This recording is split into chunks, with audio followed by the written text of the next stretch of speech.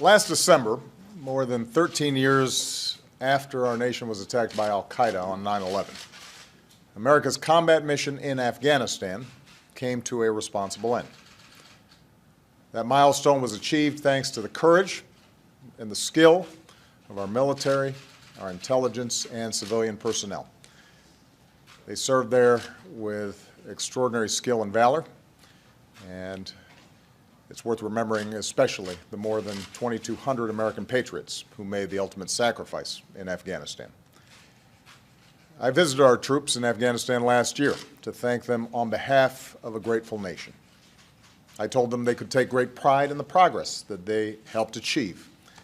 They struck devastating blows against the al-Qaeda leadership in the tribal regions, delivered justice to Osama bin Laden, prevented terrorist attacks, and saved American lives. They pushed the Taliban back so the Afghan people could reclaim their communities, send their daughters to school, and improve their lives. Our troops trained Afghan forces so they could take the lead for their own security and protect Afghans as they voted in historic elections, leading to the first democratic transfer of power in their country's history. Today, American forces no longer patrol Afghan villages or valleys. Our troops are not engaged in major ground combat against the Taliban. Those missions now belong to Afghans, who are fully responsible for securing their country. But, as I've said before, while America's combat mission in Afghanistan may be over, our commitment to Afghanistan and its people endures. As Commander-in-Chief, I will not allow Afghanistan to be used as safe haven for terrorists to attack our nation again. Our forces therefore remain engaged in two narrow but critical missions: training Afghan forces and supporting counterterrorism operations against the remnants of al-Qaeda. Of course, compared to the 100,000 troops we once had in Afghanistan, today fewer than 10,000 remain in support of these very focused missions.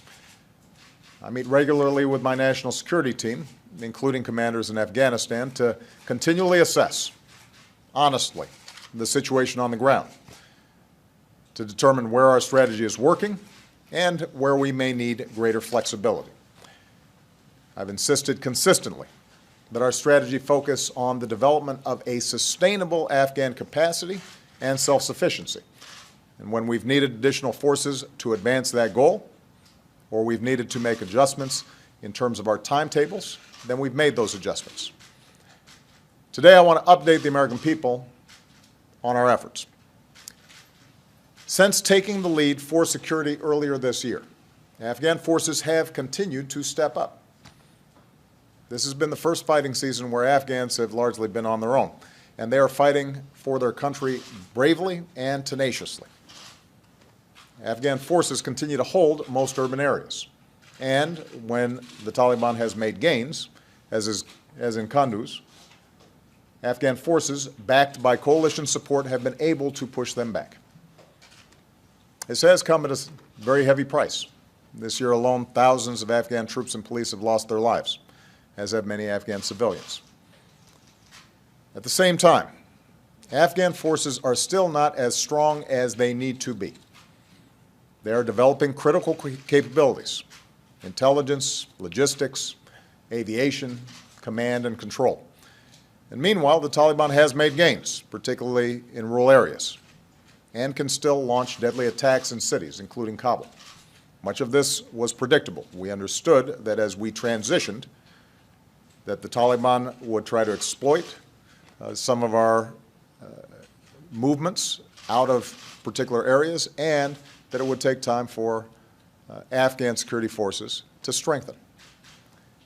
Pressure from Pakistan has resulted in more al-Qaeda coming into Afghanistan, and we've seen the emergence of an ISIL presence.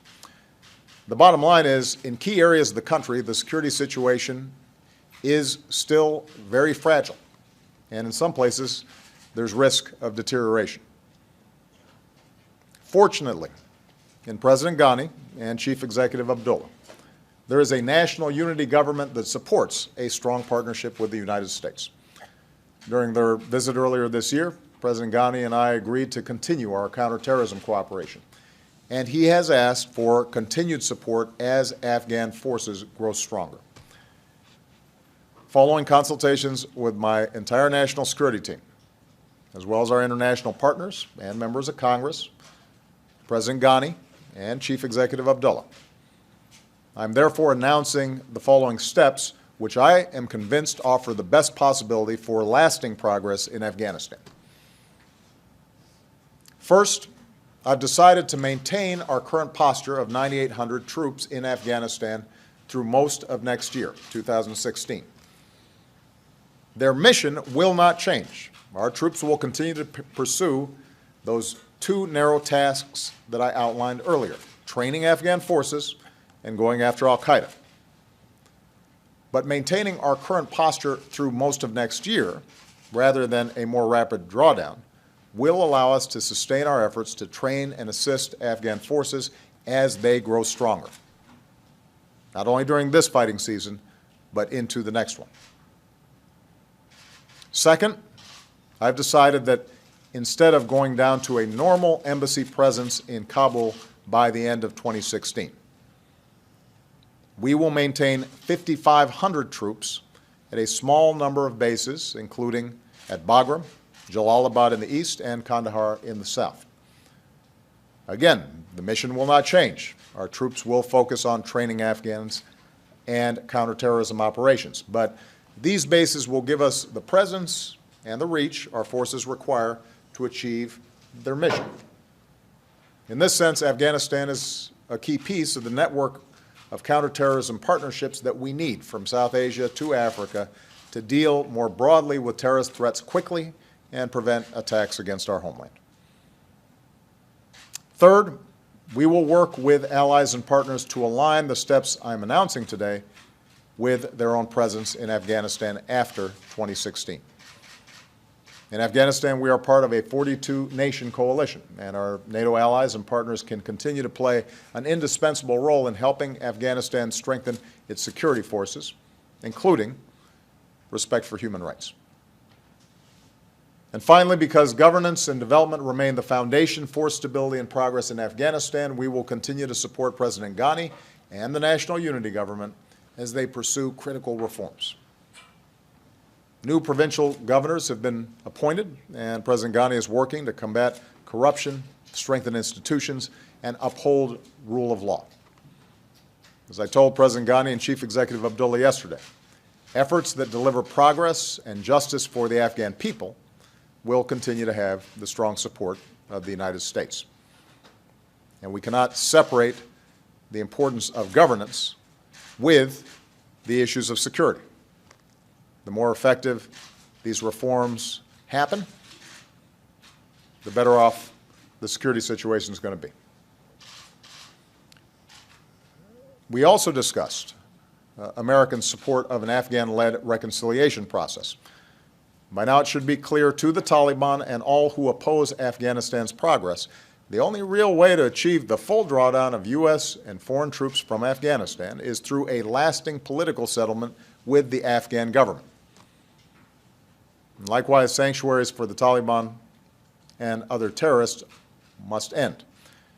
Next week, I'll host Prime Minister Sharif of Pakistan, and I will continue to urge all parties in the region to press the Taliban to return to peace talks and to do their part in pursuit of the peace that Afghans deserve. In closing, I want to speak directly to those whose lives are most directly affected by the decisions I'm announcing today, to the Afghan people who have suffered so much.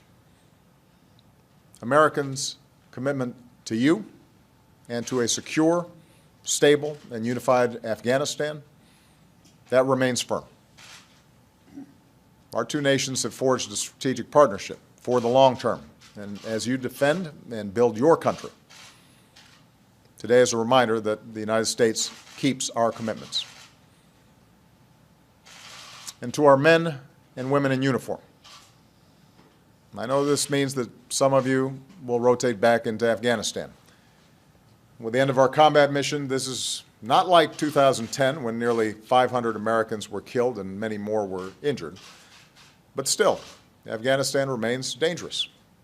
25 brave Americans have given their lives there this year. I do not send you into harm's way lightly. It's the most solemn decision that I make.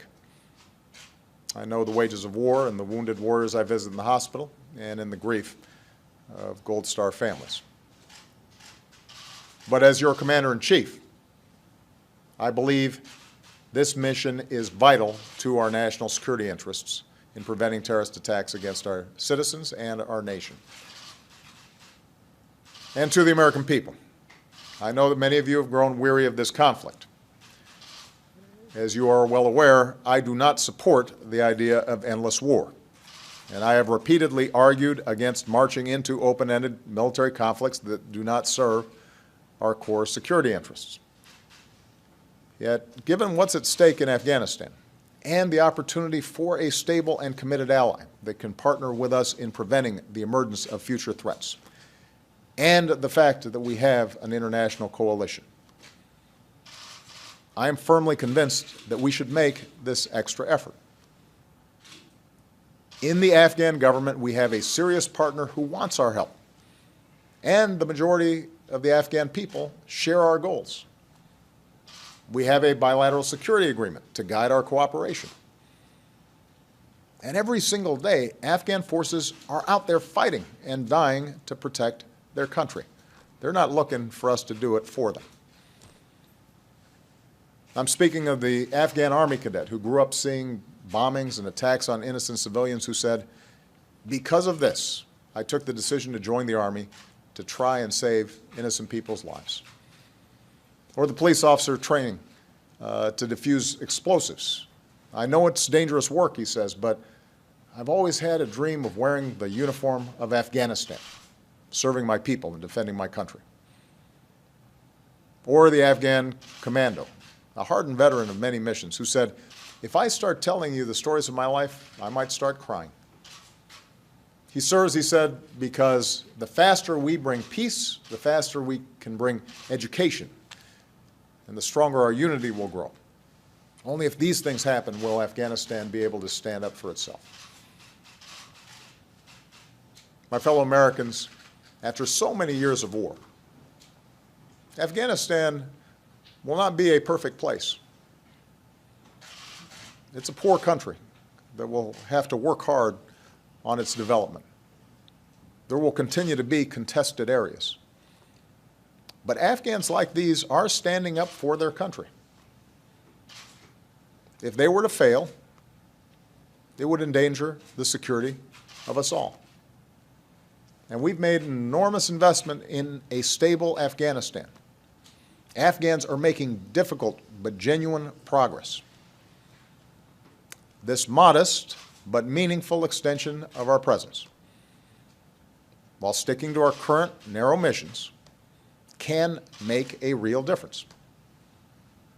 It's the right thing to do. May God bless our troops and all who keep us safe, and may God continue to bless the United States of America.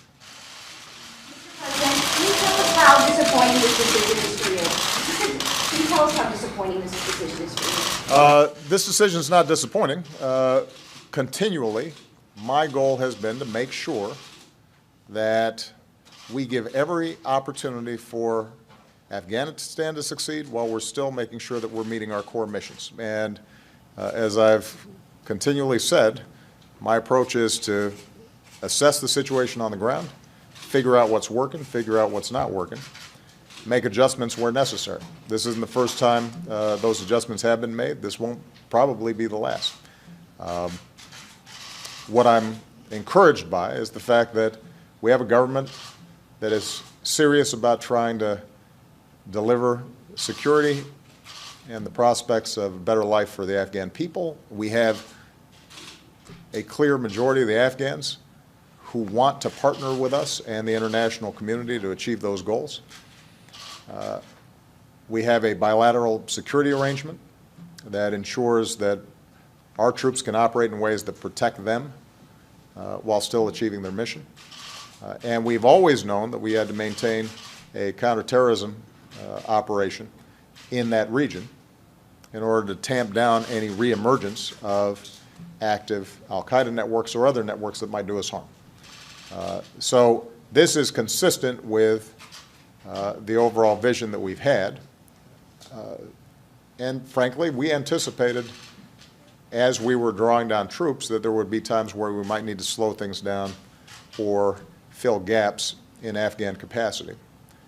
And this is a reflection of that. And it's a dangerous area. So part of what we're constantly trying to balance is making sure that Afghans are out there, they're doing what they need to do, but that we are giving them a chance to succeed, and that we're making sure that our force posture in the area for conducting those narrow missions that we need to conduct, we can do so relatively safely.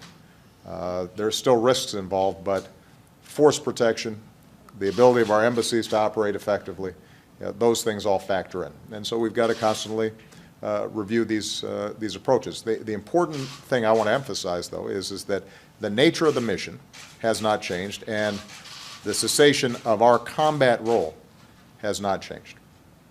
Now, the 25 military and civilians who were killed last year, that always weighs on my mind, and 25 deaths or 25 too many, particularly for the families of the fallen. But understand, relative to what was involved when we were in an active combat role and actively engaged in war in Afghanistan, was a very different scenario.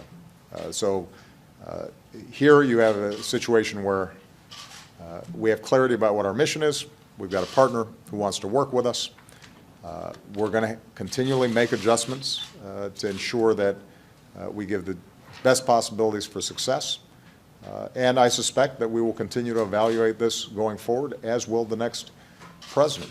And as conditions improve, we'll be in a position to make further adjustments.